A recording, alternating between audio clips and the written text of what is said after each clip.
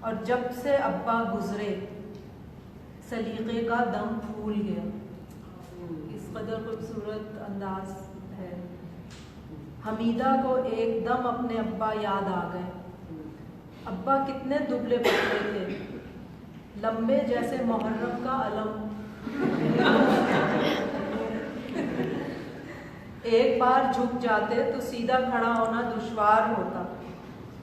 صبح ہی صبح اٹھ کر نیم کی مسواک توڑ لیتے اور حمیدہ کو گھٹنے پر بٹھا کر نہ جانے کیا سوچا کرتے.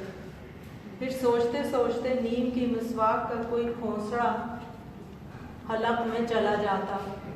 نیم کی مسواک کی بھی ہے سب نے؟ نہیں کی؟ کر کے دیکھیں، وہ جب پھنسے تو پتہ چلے گا. حلق میں چلا جاتا اور وہ پھانستے ہی چلے جاتے. حمیدہ بگڑ کر ان کی گود سے اتر آتی. کھانسی کے دھکوں سے یوں ہل ہل جانا اسے قطعی پسند نہ تھا.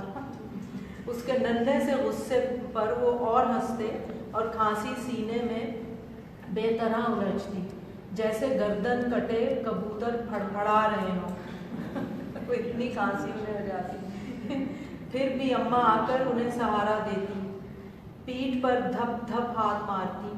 توبہ ہے، ایسی بھی کیا کھانسی. اچھو کے دباؤ سے سرخ آنکھیں اوپر اٹھا کر ابا بے کسی سے مسکرانے لگتے. کھانسی تو رک جاتی مگر وہ دیر تک جیسے ہانپا کرتے. کچھ دوا دارو کیوں نہیں کرتے، کتنی بار کہا ہے تم سے. بڑے شفا خانے کا ڈاکٹر کہتا ہے سوئیاں لگواؤ روز 3 پاؤ دودھ اور آدھی چھٹانک مکھن کھاؤ. اے خاک پڑے ان ڈاکٹروں کی صورت پر. بھلا ایک تو کھانسی، اوپر سے چکنائی، بلغم نہ پیدا کرے گی. حکیم کو دکھاؤ کسی کو. دکھاؤں گا. ابا حقہ گڑگڑاتے اور پھر اچھو لگتا. آگ لگے اس موئے حقے کو، اسی نے تو یہ کھانسی لگائی ہے.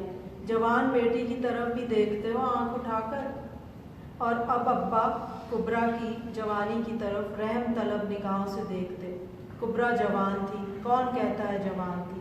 وہ تو بسم اللہ کے دن ہی سے اپنی جوانی کی آمد کی سناوی سن کر بھٹک کر رہ گئی تھی.